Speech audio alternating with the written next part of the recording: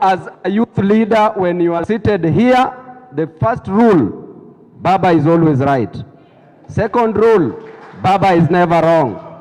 Third rule, if rule number 2 fails to apply, refer to rule number 1. Vijana ria, vijana tibim.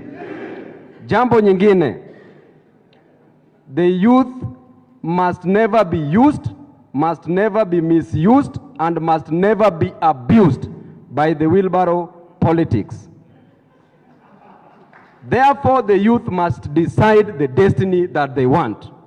Hatutaki mambo ya kuyumba-yumba, leo youth ako hivi, kesho tunakuona tanga-tanga. If you are white, you are white. If you are black, you are black. And penye tuko hapa, we are white. As the youth of this nation and the youth of Nairobi, you must be on the menu, you must be in the menu or on the table. The youth must eat, and if you are eating, you will be eaten if you are in the menu. And if you can't be on the table, break that table. Vijana ria, vijana tibim. Fidel Castro was a president as a youth. Thomas Sankara was a president as a youth. Muammar Gaddafi was a president as a youth. What are you waiting for? 2022, a youth in Nairobi, a youth in Kenya must be MCA, must be member of parliament. Hapo president ndio tusikuone.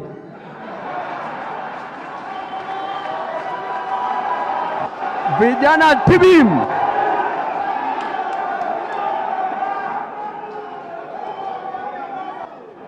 The youth, I want to tell you one thing. Ruto has been talking about dynasties. Today, I want to tell you about dynasties as a mathematician. And from the founding fathers, Jomo Kenyatta, because according to Ruto, a dynasty is a person who has served longest in government. Jomo Kenyatta served for 12 years, served for 15 years. Then Jaramogi Oginga Odinga served for 5 years. Then we come to Baba. Baba has served for 20 years. Then we go to Uhuru Kenyatta, has served for 20 years. Then we go to Moi. Moi served as a president for 24 years and a vice president for 12 years, a total of 36 years. Then William Samoei Ruto has served for 25 years. Therefore, when you combine the first president and the first vice president of this nation, the founding fathers of this nation, they have served for a total of 20 years. Therefore, Ruto is the biggest dynasty alive. If we go by the definition that being a dynasty is due to the fact that you've served the longest in the government, Ruto becomes the biggest dynasty alive. Then, if you take the number of years that Jaramogi served, which are 5 years, and that Baba served, which are 20 years, that is when they are equivalent to Ruto's 25 years. So who is the biggest dynasty alive? Now, I want to tell you that Ruto is the biggest dynasty alive, and Ruto is the most competent leader alive. Ruto joined YK 92.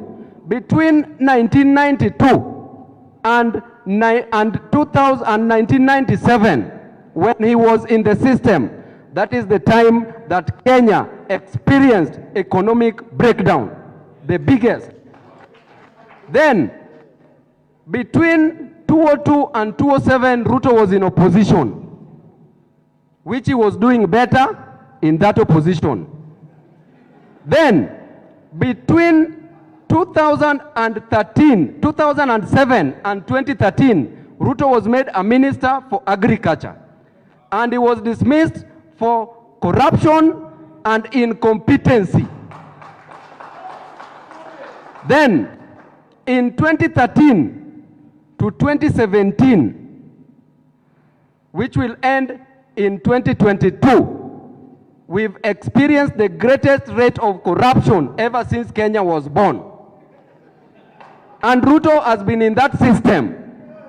Therefore, Ruto can only do better in opposition from the time he was there in 2002 and 2007. When he's in government, there's a high rate of he's incompetent, he is corrupt, and is the biggest dynasty alive. Therefore, Baba, I want to tell you, with my mouth neighboring my nose, that number one, you are with Kenyans. You have the numbers. And now we shook hands with His Excellency Uhuru Muigai Kenyatta. You also have the state. So Ruto is nothing. Thank you.